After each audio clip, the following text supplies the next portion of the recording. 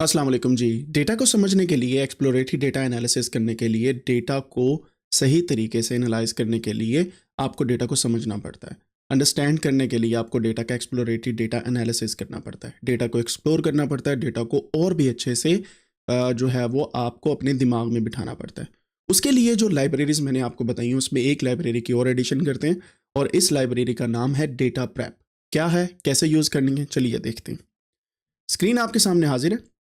यहाँ पे गूगल पे जाते हैं, गूगल पे जाके आप डेटा प्रेप जो है वो उसको सर्च कर सकते हैं। मैंने ऐसे किया था, डेटा प्रेप को सर्च किया तो मेरे पास ये दो डिफरेंट पेजेस ओपन हो गए, एक गिटहब का है और एक इनकी अपनी वेबसाइट का है। ठीक है, सो डेटा प्रेप क्या कहते हैं कि ये एक ऐसी लाइब्रेरी है, of course you can use it like this, और इसके लिए आप रिपोर्ट बना सकते हैं। ये लो कोड डेटा प्रेपरेशन है और आप इसको कुछ इस तरीके से इंस्टॉल कर सकते हैं और इसे यूज़ कर सकते हैं। जैसे कि मैंने पिछले लेक्चर्स में भी आपको दिखाया कि हम हर लाइब्रेरी को इंस्टॉल करने से पहले उसका इन्वायरमेंट बनाते हैं। मैं यहाँ से गिट बैश टर्मिनल अपने पास ओपन कर लेता हूँ। ओपन करने के बाद मैं यहाँ से स्क्रीन कास्ट मोड जो है वो उसे भी ऑन कर लेता हूँ।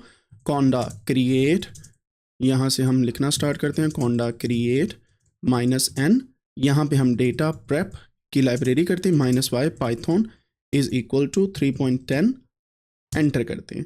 इससे क्या होगा, हमारे पास पाइथन जो है वो इंस्टॉल हो जाएगा और साथ में हमारे पास डेटा प्रेप की लाइब्रेरी जो है उसको हम इंस्टॉल करने के लिए एक इन्वायरमेंट जो है उसे क्रिएट कर लेंगे। डेटा प्रेप को इंस्टॉल करने के लिए उन्होंने बताया कि पिप इंस्टॉल -u डेटा प्रेप, सिर्फ इसको आप इंस्टॉल करेंगे तो आपके पास डेटा प्रेप जो है वो इंस्टॉल हो जाएगा। इससे होता क्या है कि आपका जो एक्सप्लोरेटरी डेटा एनालिसिस है वो फास्टेस्ट एंड ईजीएस्ट वे में हो जाता है और ये लाइब्रेरी जो है आपको लो कोड मोड के अंदर बहुत ज़्यादा हेल्प आउट करती है। कैसे, अभी देखते हैं। यहाँ पे मैं अब कॉन्डा एक्टिवेट, जो अपना इन्वायरमेंट है डेटा प्रेप का, उसे एक्टिवेट कर लेता हूँ। ये मेरे पास आ गया डेटा प्रेप। अब इसके अंदर हम वो जो पिप इंस्टॉल वाली कमांड है उसे मैं पेस्ट करता हूँ। ऑफ कोर्स -u का मतलब अपडेट कर लें, हमारे पास पहले ही नहीं इंस्टॉल, तो हम जब इसको एंटर करेंगे हमारे पास डायरेक्टली ये लेटेस्ट वर्जन जो है इसका वो इंस्टॉल हो जाएगा और उसकी डिपेंडेंसीज भी इंस्टॉल हो जाएंगी।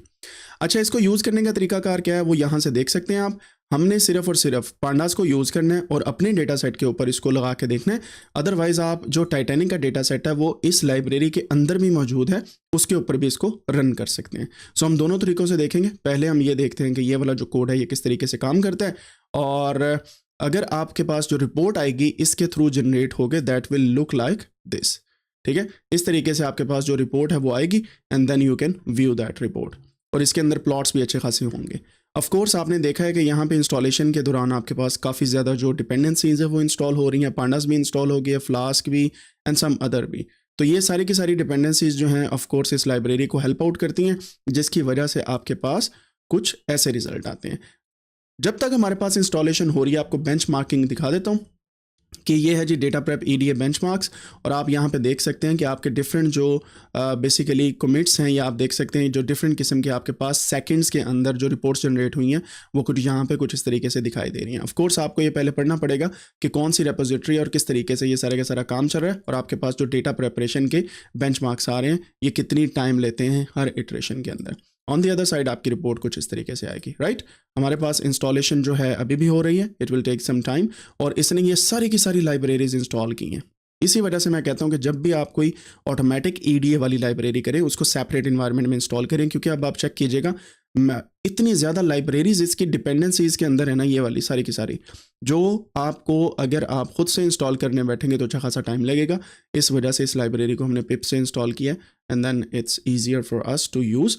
अभी वही नहीं, उसके बाद ये चेक करें आपके पास और भी काफ़ी ज़्यादा लाइब्रेरीज जो हैं यहाँ पे आ चुकी हैं। ठीक है, ये मेरे पास जी सब कुछ आ गया। मैं कॉन्डा लिस्ट करता हूँ एंड यू कैन सी कि हमारे पास जितने पैकेजेस या लाइब्रेरीज इंस्टॉल हुई हैं, these are all here, look.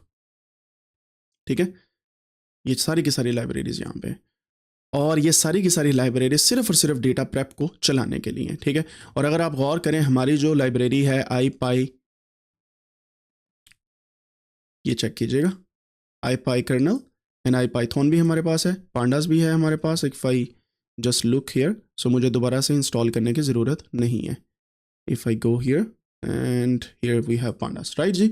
ये हमारे पास लाइब्रेरी आ गई है। अब यहाँ पे जाके हम लाइब्रेरीज़ के अंदर जाके राइट क्लिक करके एक नई फाइल बनाते हैं 08, इसको नाम दे देते हैं हम डेटा प्रेप .ipynb। इस लाइब्रेरी को ये नाम दे दिया। अब यहाँ से कर्नल साहब हम सेलेक्ट करते हैं पाइथन के ऊपर जाके, और यहाँ से हम डेटा प्रेप वाला कर्नल जो है उसे सिलेक्ट कर लेंगे। यहाँ पे डेटा प्रेप EDA, इसको मैं इस तरीके से फाइल बना लेता हूँ, यहाँ पे y, और यहाँ पे वो कोड पेस्ट कर देता हूँ जो मैंने कॉपी किया था। अब क्या हो रहा है, यहाँ से डेटा प्रेप के अंदर डेटा सेट्स भी मौजूद हैं। जैसे सीबॉर्न के अंदर डेटा सेट्स मौजूद थे जब हमने स्टार्ट में लोड किया था, something like this, import seaborn as SNS हमने किया था, और वहाँ से हमने डेटा सेट को लोड किया था, df = sns.load डेटा सेट करके, फिर हमने टाइटैनिक जो है उसको लोड किया था, टाइटैनिक को, ठीक है, आपको याद होगा, ठीक है। ये वही काम है जब हमारे पास ये वाली लाइब्रेरी जो डेटा प्रेप है इसके अंदर भी डेटा सेट्स मौजूद हैं, तो हमने यहीं से from data prep dot data set import load data set, इसका जो बेसिक एक फंक्शन है लोड डेटा सेट का, वो भी हमने लोड किया, और हमने फ्रॉम डेटा प्रेप EDA जो उसका डॉट लगा के एक्सप्लोरेटरी डेटा एनालिसिस, हमने क्रिएट रिपोर्ट का फंक्शन भी लोड किया। तीसरी लाइन में हमने जो डेटा सेट है उसको एक डेटा फ्रेम के जो वेरिएबल है उसके अंदर हमने सेव कर लिया DF के अंदर, और उसकी हमने रिपोर्ट बना दी। इसको मैं रन करता हूँ and hopefully it will be running easily. It will take some time for sure, क्योंकि फर्स्ट टाइम जो है वो कर्नल चलते वक्त आपको टाइम लगता है। On the other side you will see कि हमारे पास ये 4 लाइनों के अंदर अपना जो कोड है वो चल जाएगा। अगर आपने अपना डेटा सेट लोड करना है तो आप पांडास को इंपोर्ट करिए, यहाँ से pandas.read CSV या read excel whatever you want to load वो आप कर सकते हैं। और ये आपके पास जी यहाँ से सब कुछ चल पड़ा है और ब्राउज़र आपके पास शो हो गया, and here you can see कि जो आपका टाइटैनिक के डेटा सेट का ओवरव्यू है। दिस इज़ ऑन लोकल, जो हमारी HTML फाइल है उसके ऊपर चल रहा है, और अगर आप चेक करें हमारे पास कोई भी चीज़ यहाँ पे सेव नहीं हुई है, ठीक है। So we can say number of variables कितने हैं, मिसिंग सेल्स कितने हैं, मिसिंग परसेंटेजेस कितनी हैं, डुप्लीकेट रोज एट्सेट्रा एट्सेट्रा, और यहाँ पे आपके पास डिफरेंट किस्म के और इनसाइट्स हैं। अगर आप पेज 2 पे क्लिक करेंगे तो हर किसी का पेज 1 भी है, 2 भी है। यहाँ से आप चेक करें, आपके पास डिफरेंट कॉलम्स के पेज 1 और 2 पे आ गए, ठीक है।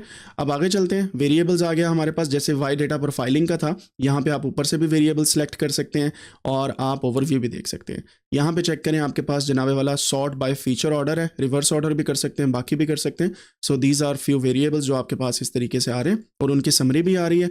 अगर आप यहाँ पे चेक करें तो यहाँ पे इस डेटा सेट में बेसिकली पैसेंजर ID भी है and some other data information भी है, जो हमारे वाला टाइटैनिक डेटा सेट था जो सीबॉर्न से हमने किया था, उसके अंदर ये चीज़ें मौजूद नहीं थी, ठीक है। So this is how you can see each and everything. लोगों के नाम भी हैं इस डेटा सेट में, और ये डेटा सेट थोड़ा सा डिफरेंट है as compare to the data set जो हम पिछले लेक्चर्स के अंदर यूज़ करते हैं।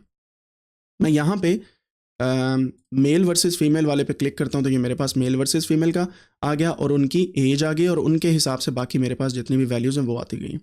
अगर मैं इंटरेक्शन चेक करूँ, so here you can see आपका इंटरेक्शन क्या है, पैसेंजर ID का पैसेंजर ID से हर एक का दूसरे के साथ, इसको कोरिलेशन मैप कहते हैं। और यहाँ से आप 3 किस्म के कोरिलेशन जो मैंने आपको बताए थे रिलेशनशिप की जब हमने बात की थी, पियर्सन, स्पीयरमैन एंड कैंडल-स्टाउ, ये तीनों आप यहाँ पे देख सकते हैं।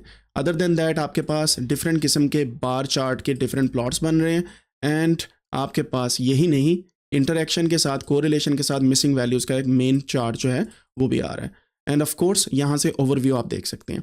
तो ये एक लाइब्रेरी बहुत कमाल की लाइब्रेरी है, and I would highly recommend कि आप इसको ज़रूर यूटिलाइज़ करें to do the automatic exploratory data analysis. अब ये वाली लाइब्रेरी आप में से जो लोग यूज़ करते हैं, please let me know in the comment section after using it कि इंस्टॉलेशन सही तरीके से होगी है, सही तरीके से काम कर रही है। अगर आपको कोई इशू है you can ask for that as well, और आने वाले लेक्चर्स के अंदर हम इनको और भी डिटेल में देखने वाले हैं कि असल में EDA से हम कौन कौन सी इनपुट्स लेते हैं। 4 डायमेंशन आपको याद होंगी, वो 4 डायमेंशंस क्या हैं? आपने डेटा की कंपोजिशन देखनी है, नंबर 1, डेटा की डिस्ट्रीब्यूशन देखनी होती है, नंबर 2, डेटा का कंपैरिजन या इंटरेक्शन देखना होता है, that is number 3, and data का रिलेशनशिप देखना होता है, दैट इज़ नंबर 4। ये 4 डायमेंशन है एक्सप्लोरेटरी डेटा एनालिसिस की, and these 4 dimensions are very important. Data prep library आपको ऑटोमेटिकली ये सब कुछ करके देती है।